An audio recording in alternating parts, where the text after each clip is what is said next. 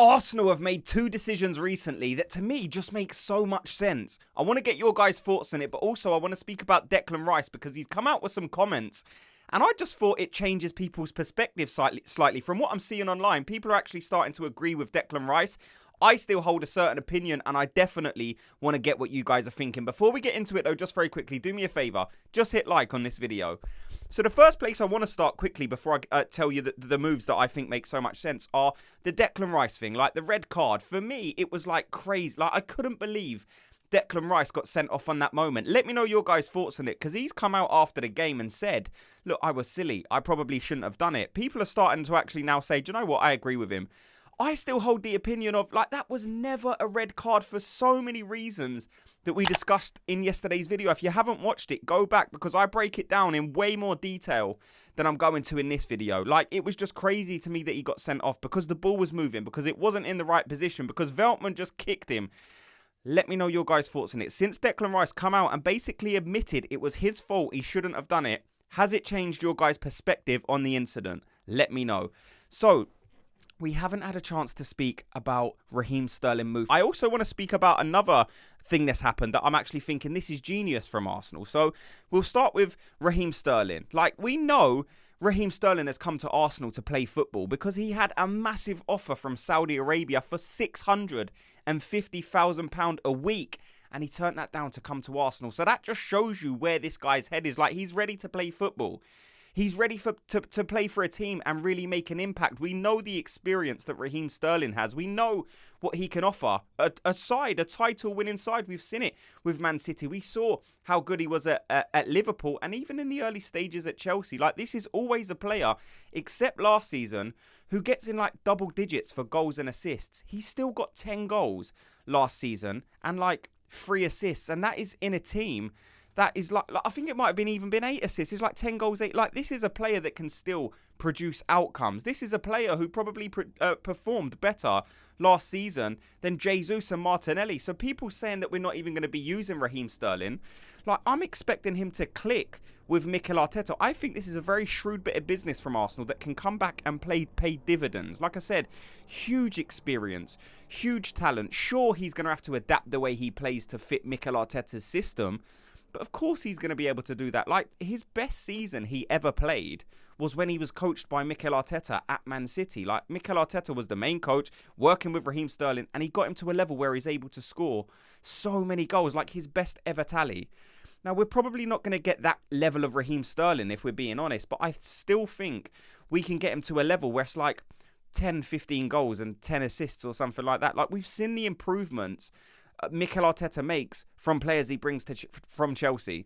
Just look at Jorginho. They said he was done. They said his legs are gone. They said he can't produce anything. They can't provide a decent anchor in midfield. He still can't dictate games in midfield. Since he's come to Arsenal, we've seen the opposite. We've seen him do exactly those things that Chelsea said he couldn't.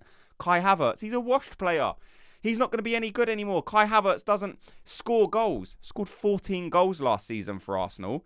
And like, he wasn't even a striker for most of the season. So this just goes to show that when they're working with Mikel Arteta in our system, they can produce outcomes. And I think the signing of Raheem Sterling is a very, very clever bit of business from Arsenal. Like, the guy's wages are a fortune. And Arsenal have said, we're not paying half of his wages. Chelsea are paying more than half of the wages of Raheem Sterling. There's no obligation to buy at the end of the contract. There's no option to buy. But if he has a good season for Arsenal, there's no way Chelsea won't sell him because they've got so many players on their books. They will need to bring in a transfer fee. So Arsenal can say to them next season, if he does well, we'll give you 15 or 20 million pounds. He could score 15 goals. He could have a season that Martinelli had 2 seasons ago. Martinelli scored 15 goals. Raheem Sterling scored 10 goals in a terrible Chelsea team last season. At Arsenal, he's going to get more chances. He's got Odegaard in behind, providing him balls. He's going to have Marino. He's going to have Havertz. He's going to have Saka, flashing those balls across. And that is where Raheem Sterling excels, making those late back post runs. How many times have we seen it last season where the ball was being flashed across and we didn't have anyone chasing in on the back post just to knock that ball in? Raheem Sterling will pick up so many of those goals playing for Arsenal that I don't think is being talked about enough. I'm so excited to see him. Like, a week ago, I know things change in football. Like, a week ago, if someone said to me, you're going to have Raheem Sterling, I would have said, I don't want Sterling. What are you talking about? Arsenal ain't in for Raheem Sterling. But as the kind of the transfer window end comes close, and you're like an hour or 2 hours away, you start to think, give me Raheem Sterling. Like, you start to break it down and you start to think about it. And you say, like, this player isn't a bad player just because he's been bad at Chelsea. So many players have been bad at Chelsea. Every player's bad at Chelsea. But that doesn't mean they're a bad player. Let me know your thoughts on the Raheem Sterling signing.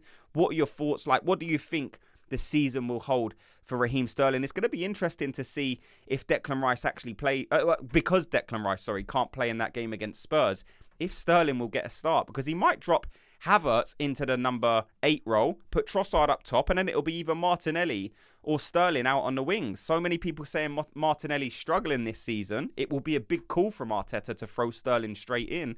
But I wouldn't be surprised to see it happen. We're probably going to see him as a sub, if we're being honest. But I'm excited to see what the season has in store for Raheem Sterling, because he can be a good player who produces a lot of great outcomes. Like I said, let me know your thoughts on the Raheem Sterling deal. The second one is the Neto deal. And you might be thinking, well, it's not really a clever deal. And I'll tell you why. Like, hein is a fantastic keeper. We saw him in the pre-season tour.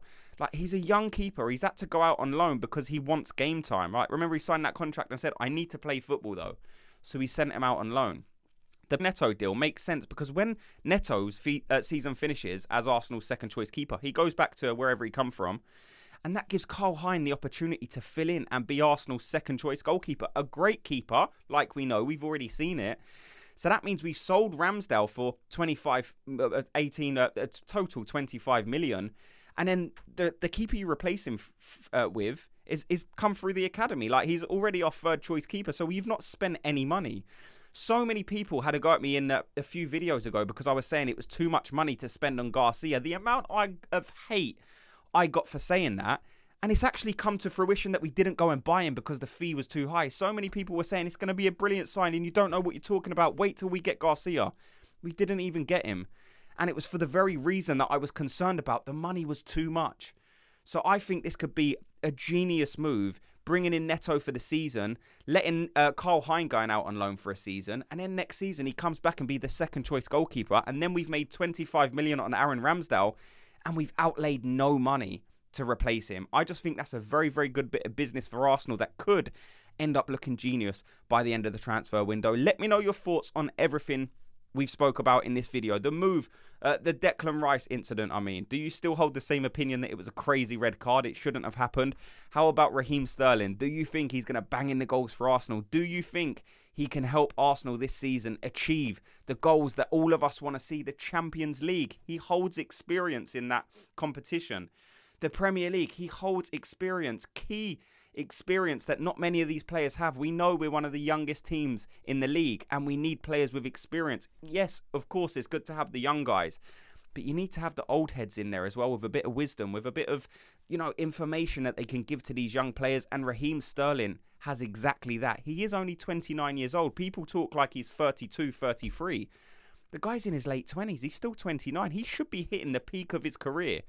I think we're going to see good things from Raheem Sterling. Let me know your thoughts on it. And also the Neto and hein deal. Is that something you thought about? And what are your thoughts on it? Thanks so much to everyone for watching and listening. Before you go, like I said, just do me a favor. It's absolutely free. All I ask is you like this video and subscribe. And I'll speak to you all in tomorrow's video. Gooners, have a good day.